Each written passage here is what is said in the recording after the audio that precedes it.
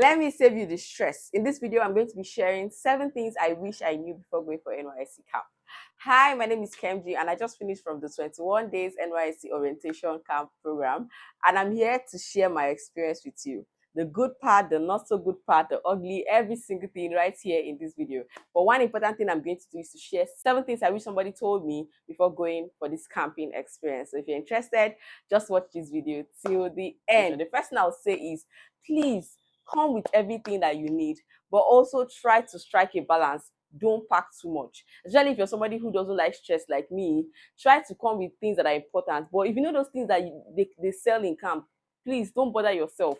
Things like buckets and all those things that you know that or pillow. I nearly bought pillow and all those things that you don't want to be packing and packing when you know that you can buy these things in camp, right? So you know that most of these camp locations are inside villages. Like you get to the town and you still have to take like 4 or 5 hours to get to the camp. So you might have to take like 3 4 buses if you're not booking a ride or something like that.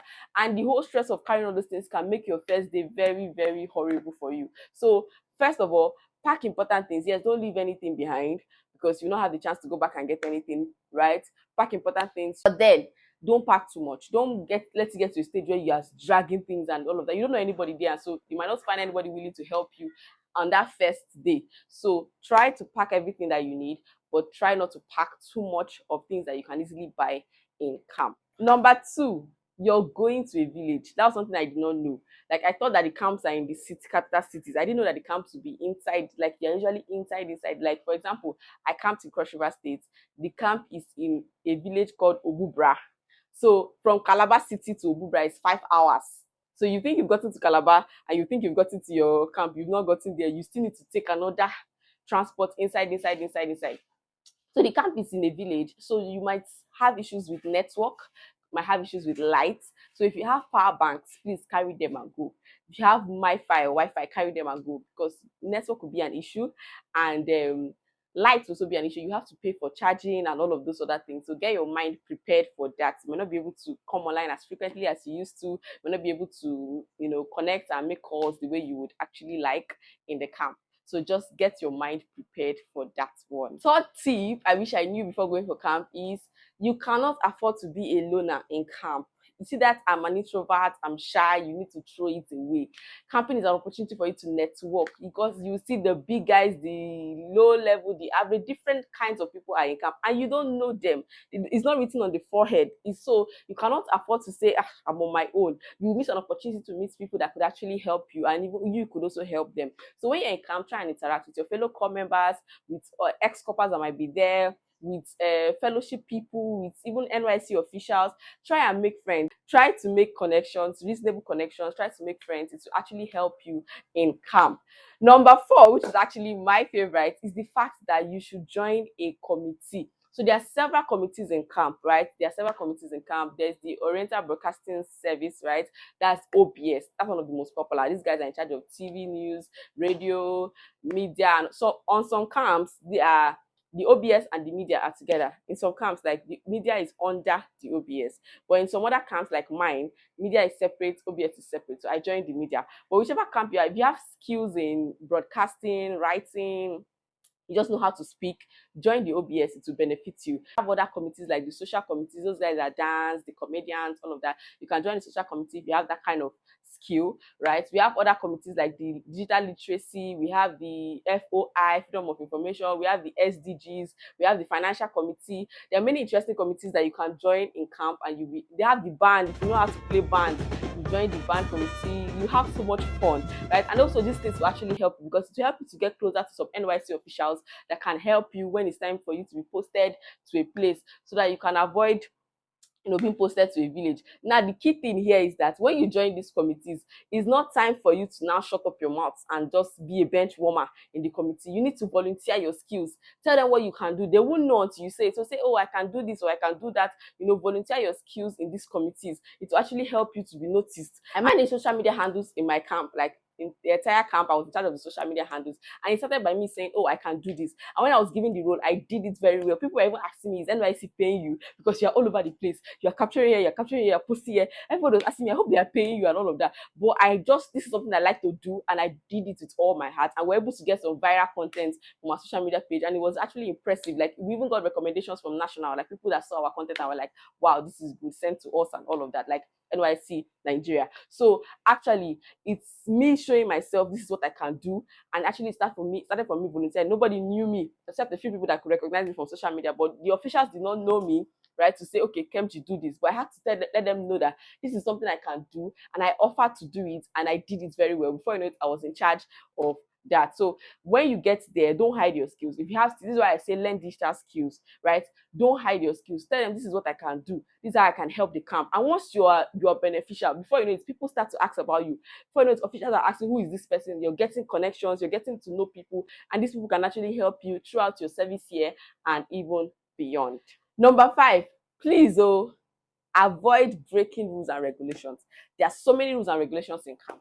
When you come the first 2 days or 3 days, they will be telling you they have rules. Different camps have their rules. Generally, they will tell you don't do this, maybe don't bathe outside, or don't litter the environment, or they'll tell you don't post on social media. There are different things that they'll tell you to do. Please obey those rules. I know people now that are being punished or they are suffering because they disobeyed the rules. If your camp says this is the rule, please stick to the rule. If it's itching you, wait till after your service year, you not do that thing that you want to do. So you might think that you might get away with it, and you will not get away with it. The last day, the day they give you your posting letter, is the day that you will not cry bitter tears, because that's when they will now punish you very, very well for what you did. So pay attention to when they are listing out rules and regulations, and try and keep the rules and regulations. Except your father is the DG of NYSC, then you can do whatever you like. But if they say don't do this, don't do it. The point number 6 is quite obvious. Camp is not what you are used to, especially like those of us that probably had a life before, not just go from school, because I didn't go directly from school to camp. I stayed for some time to work and all of that. So I already built a life of, myself, and I do get my own space and all of that, making money and all that. So camp is not what you're used to. You have people telling you what to do and when to do it, when to wake up. You wake up very early in the morning. Some people wake up as early as 3 a.m., but the beagle goes around 4:35.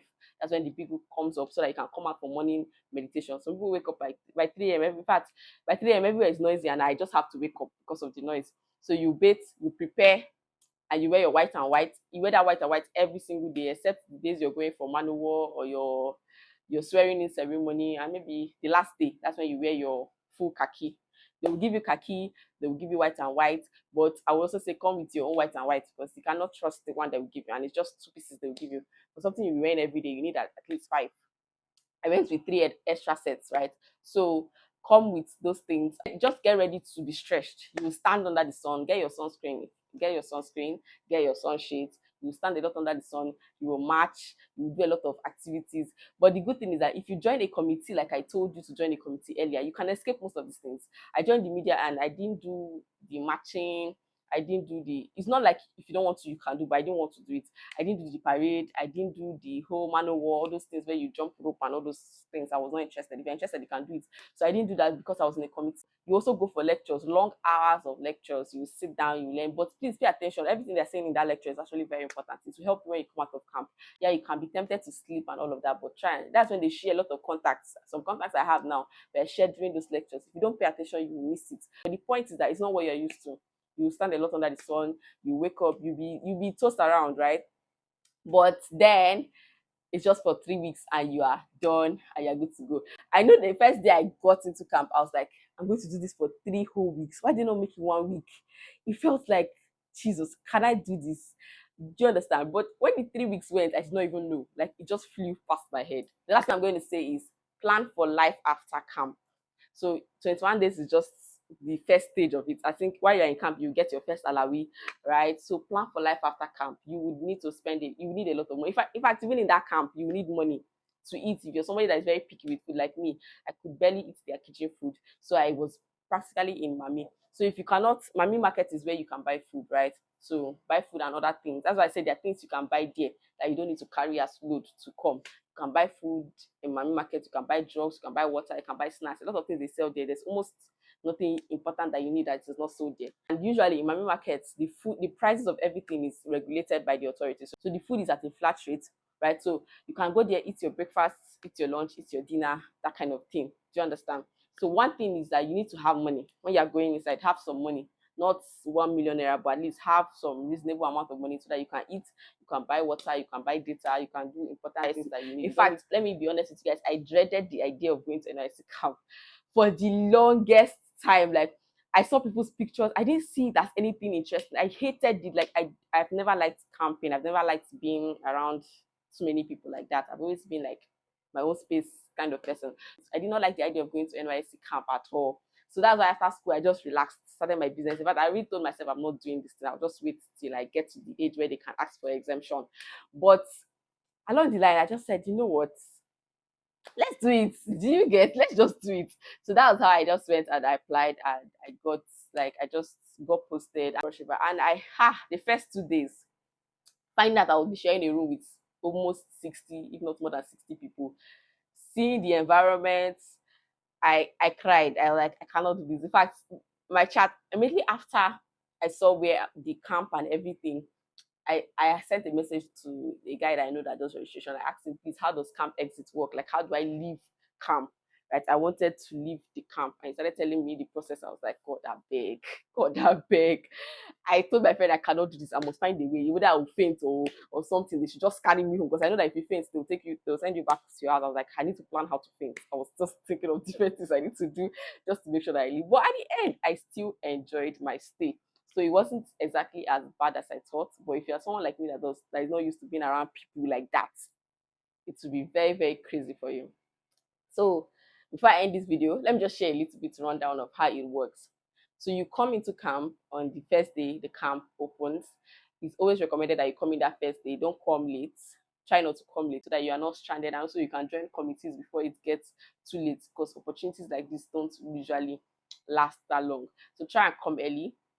When you come early, you'll be assigned to your bed space, you keep your stuff and all of that. That was the first part that got me crazy, because when I came into the hostel, I saw the place jam packed. I saw bunks.